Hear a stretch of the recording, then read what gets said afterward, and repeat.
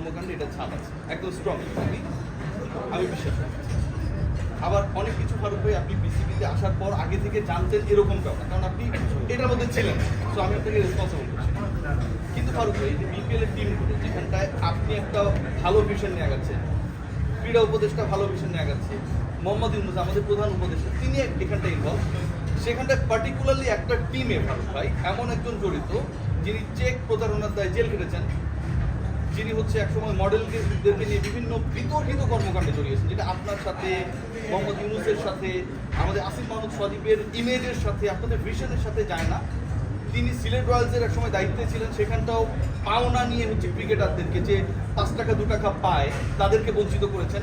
এই সমস্ত লোকদেরকে কেন বিপিএল থেকে এত গ্লোরিয়াস একটা টুর্নামেন্ট থেকে, যেখানে আপনাদের মতো ক্যারেক্টাররা আছে, সেখান থেকে কি করা হয় না? আমি এই ওয়েতেই বলবো পারবো। যে অ্যালিগেশনটা আপনি দিচ্ছেন আমি আসলে এটা পত্রিকা নিউজ এসেছে ভালো, এটা আমার কথা বেশি, হ্যাঁ খুব বেশি আমি জানি না। জি, তবে আমাদের চেষ্টাটা থাকবে অন্যভাবে। আপনি জানেন যে এবার সবচেয়ে বড় চ্যালেঞ্জ ছিল আমাদের এই নতুন বোর্ড বা আমি অ্যাজ এ প্রেসিডেন্ট, প্রথম চ্যালেঞ্জ ছিল যে বিপিএল যাতে করতে পারি এবং 7টা টিম নিয়ে যাতে করতে পারি।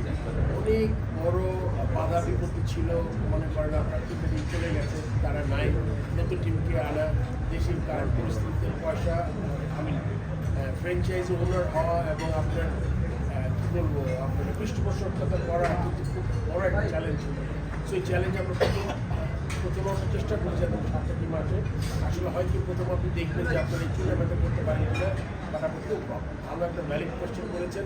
এখন আমাদের সময় এসছে যে আমাদের এইগুলোকে আরেকটু স্ক্রিনিং করে এই যে ব্যাপারগুলোকে অ্যাডজাস্ট করা, এবং এই ক্ষেত্রে আমাদের কিছু পদক্ষেপ আপনারা দেখবেন যখন টুর্নামেন্ট। মানে অপরাধীদেরকে আপনারা কিক আউট করবেন ফারুক, আমরা এক্সপেক্ট করতে পারি। এটা আমরা যদি ওরকম করে আপনি যেটা বলেছেন, আমি আসলে এই ব্যাপারগুলো নিউজ লিঙ্কগুলো আমি আপনি শেয়ার করবো।